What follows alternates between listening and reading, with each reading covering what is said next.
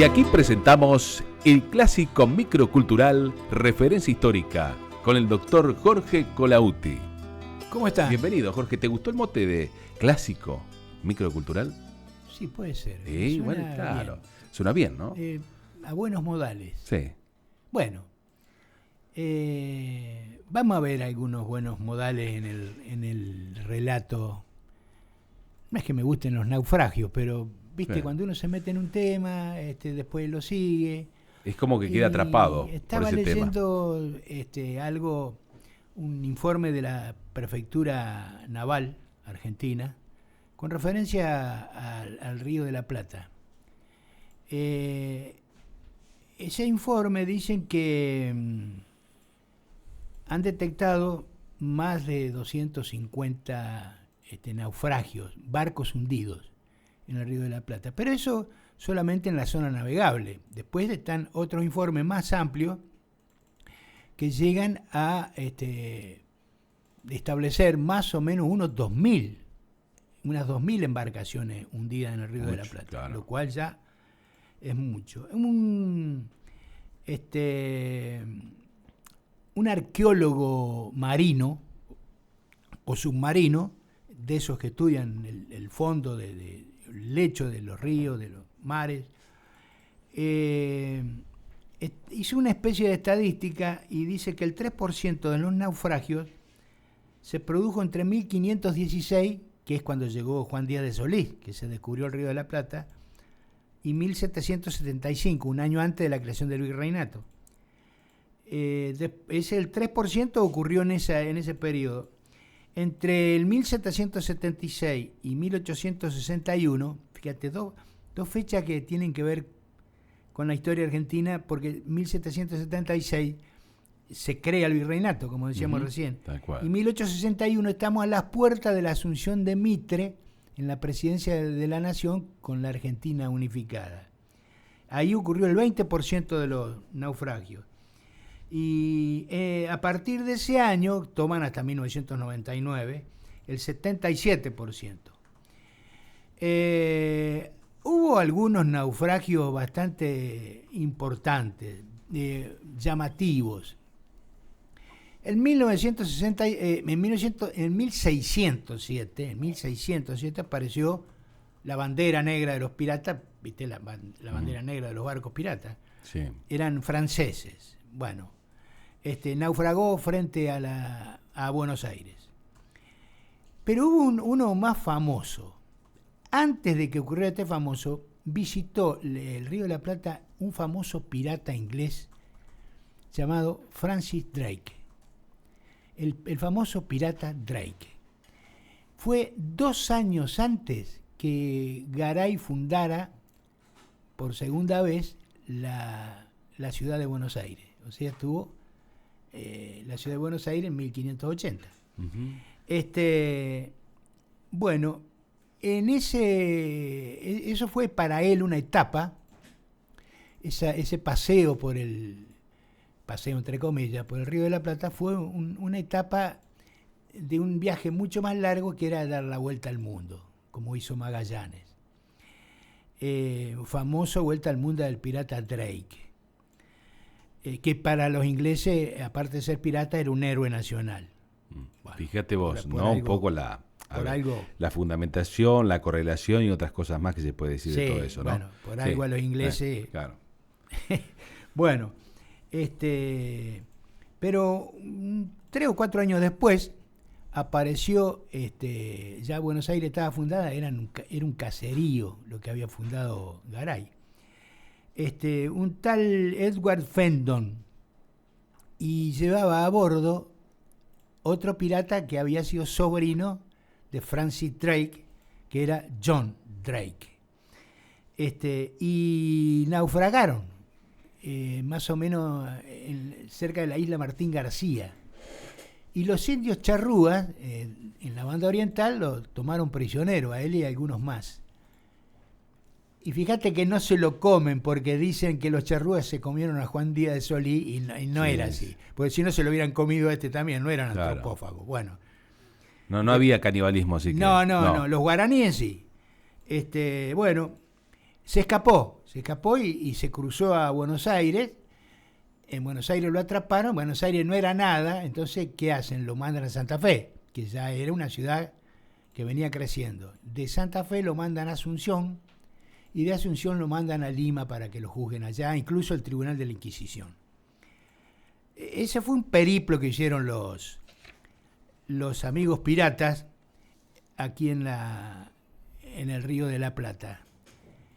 Pero después pasaron los años y hubo muchos naufragios importantes. Uno de ellos, el 27 de agosto de 1957, que entonces ya no está tan lejos.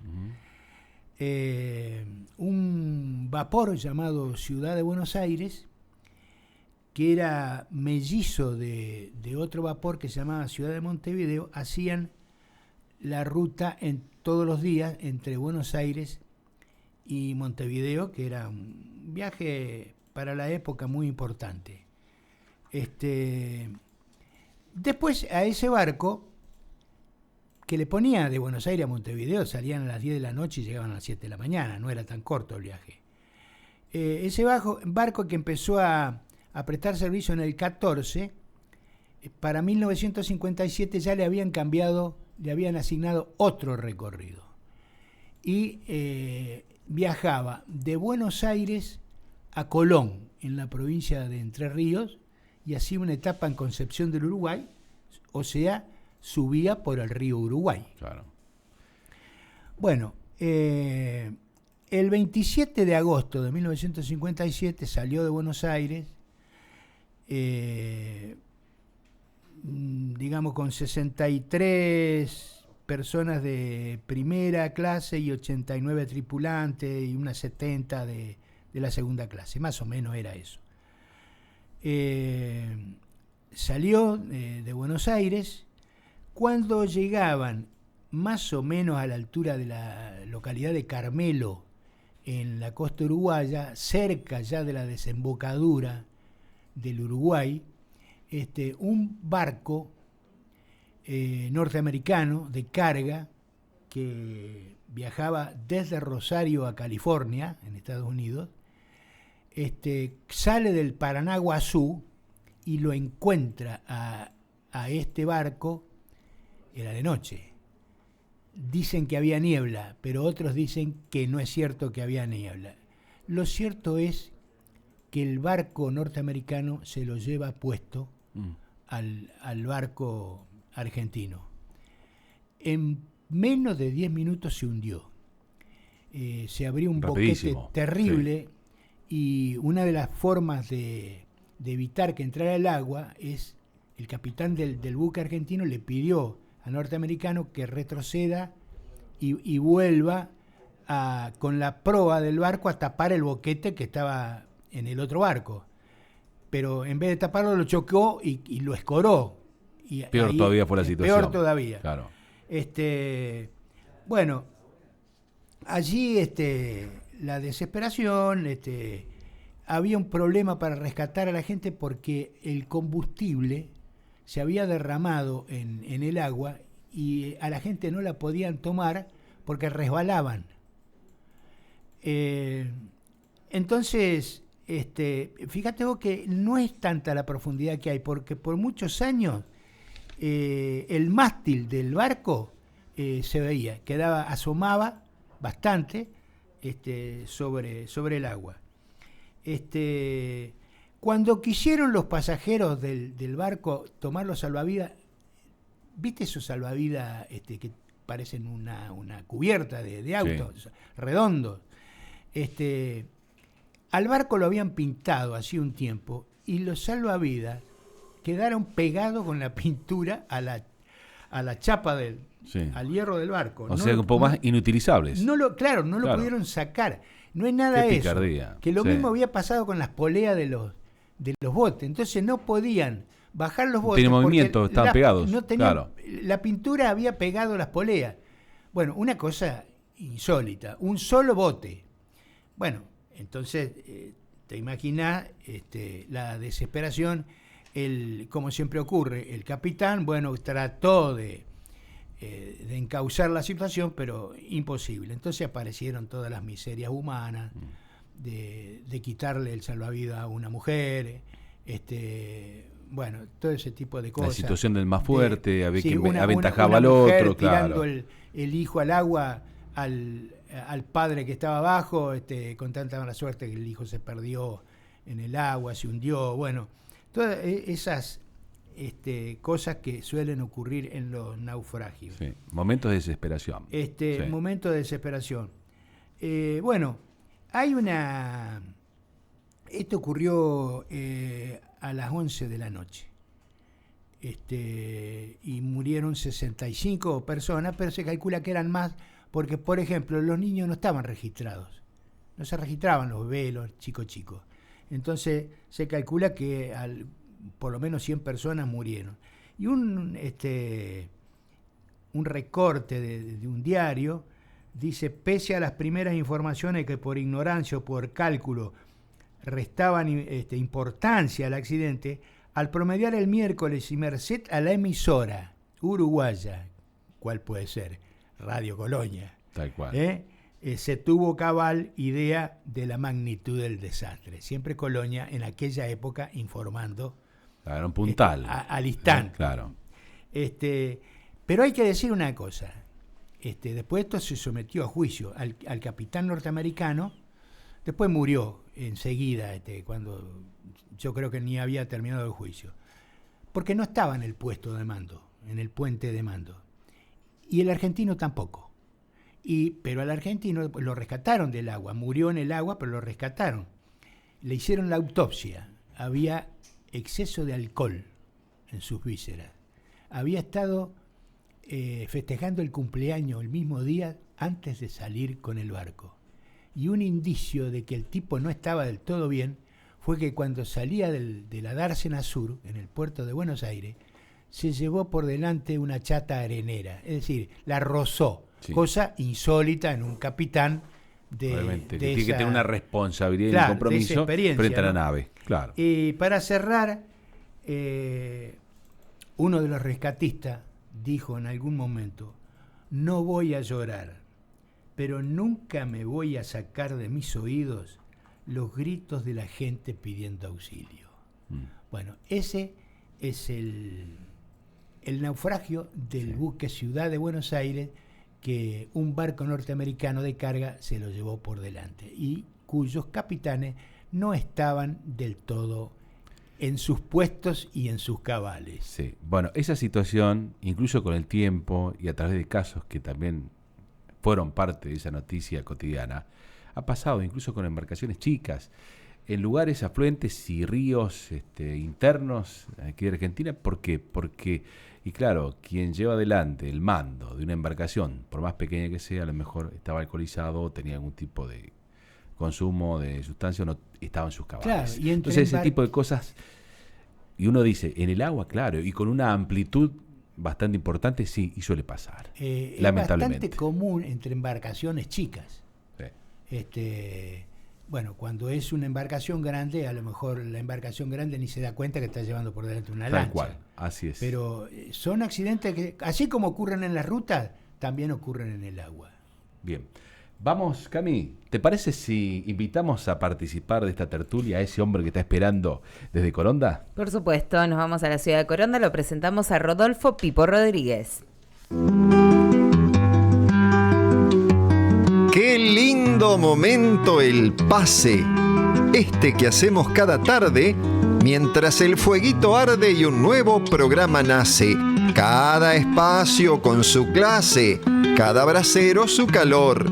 Y donde nadie es el mejor, y la radio nuestro templo, siguiendo siempre el ejemplo de Colauti, el profesor. Los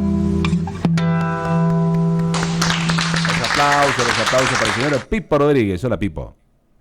Hola, gente. Buenas tardes. ¿Cómo andáis? Buenas tardes para todos. Tarde de mates, tarde de radio, tarde de escucharlo a Jorge Colauti, bueno, con el tema de hoy. Y estaba pensando, ¿ustedes viajaron alguna vez en barco? Cami, Andrés, Jorge. Sí, en alguna excursión sí, en la provincia de Córdoba y en el sur, sí. En barco pirata. Cuando Anduve yo era chico, ¿sabés? Lo que me quedó marcado, yo no viajé en barco, en avión sí, pero en barco no. Pero me quedó grabado con mi viejo que íbamos a Entre Ríos, mi viejo tenía aquí en Entre Ríos, el cruce de la balsa cadena en el Colastiné y la balsa más grande en el Paraná Grande para ir de Santa Fe a Paraná. Eso me quedó grabado. Esa es mi experiencia naval, fundamental. Después anduve en algunos barquitos, pero no tengo experiencia en el agua. Y yo recuerdo en barco, canoa y lancha, sí, toda mi vida, porque hasta he vivido en la isla, acá en el rancho que teníamos en la isla, los meses de vacaciones vivía en la isla, pero en barco, recuerdo siendo muy chiquito, yo vivía en Puerto Aragón, porque mi papá era el encargado allí del destacamento de prefectura de Puerto Aragón, y recuerdo haber ido en un barco arenero desde Puerto Aragón a Gaboto, porque no sé por qué, pero yo era chiquito, no me acuerdo, pero fuimos mi papá, mi mamá y yo era chiquito y me acuerdo que fuimos hasta Gaboto y después volvimos río arriba con el barco arenero. Una experiencia, no me olvido más, tengo así vagos recuerdos, pero no me olvido de que fue lindo ver las islas y ver la costa siempre de la canoa, de la lancha, verla desde un barco, ¿no? Algo ostentoso, grande, enorme. Es una experiencia muy linda. El paseo por las islas, yo lo hice en un barquito una vez, creo que era en Ciudad de Rosario. Es una experiencia muy linda, muy linda. Me gustaría pasar un par de noches en la isla, si no hubiera tantos mosquitos, me animaría inmediatamente. Pero debe ser lindo pasar un par de días en la isla, ¿eh? Yo he vivido mucho tiempo en la isla porque mi papá además pescaba y esas cosas. Tenían un rancho grande con el hermano, con mi padrino y años en la isla. Así que conozco varios secretos del islero. Por eso me gusta todo esto, por eso me gusta la música litoraleña, porque uno viene escuchándola y viviéndola desde chico, ¿no? Entonces uno ama lo que conoce. Y seguramente. Es el paisaje vivo, vivo. A mí me gusta el folclore, y dentro del folclore lo litoraleño, porque es lo que uno vio desde pequeño, los pájaros, los árboles, la flora, la fauna, nuestros ríos, los pescadores, las canoas, las formas de pescar y todo eso. Así que bueno, era eso nada más. Sí. A mí me llega de otra manera. A mí me gusta mucho el chamamé y la chamarrita, por ejemplo, me gustan muchísimo. Pero no por haber vivido dentro de ese paisaje, sino porque alguien me lo transmitió eso, de alguna manera.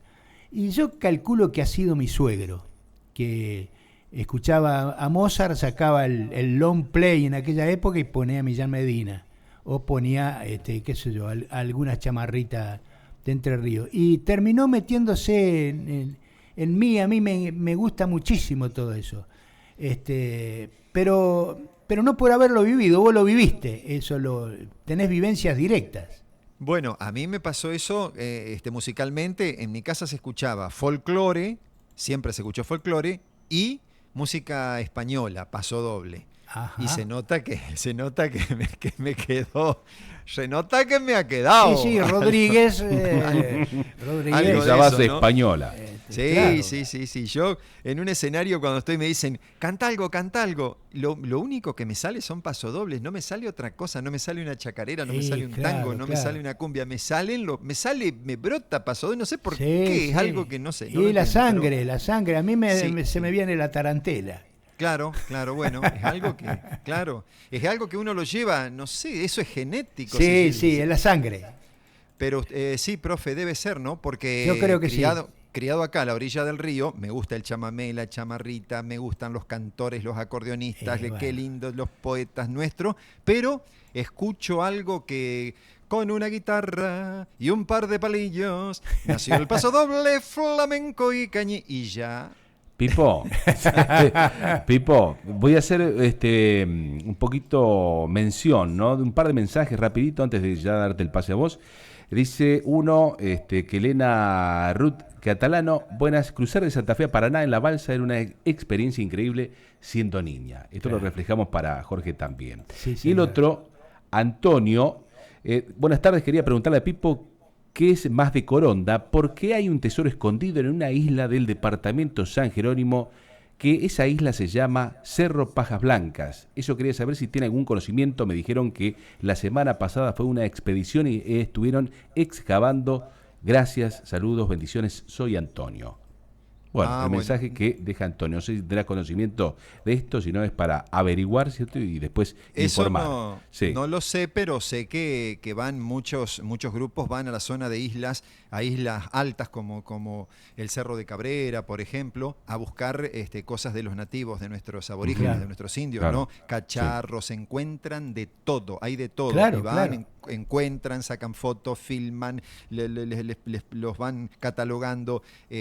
A lo mejor esos lógicamente son tesoros, pero no tesoro así de algo de oro, de esas cosas, no escuché nada. Bien, perfecto, por lo menos para tener en cuenta, y si hay alguna información que alguien te pueda proporcionar, sería bueno después que puedas ampliarlo en otro momento.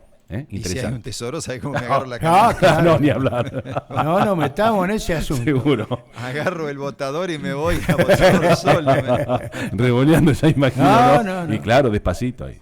Bueno, gente, se viene el boletín informativo. Así es.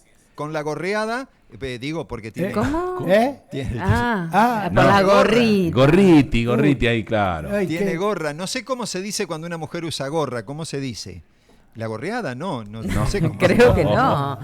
La señorita Gorrera tampoco. La señorita de la gorra. Claro, qué feo la gorreada. Me vino un sopón. Qué feo la gorreada, sí. No suena tampoco muy lindo. No. Claro, cacofónicamente horrible. Sí, totalmente. Bueno, gente, un abrazo, profe. Un abrazo para vos, Pipo. Chao, Pipo. Bueno, gracias, Jorge, por ser parte de otro jueves más con esta referencia histórica. Prometo una cosa, la próxima no vamos a naufragar, vamos a hablar de otra cosa. Por otro lado. Gracias. Chao.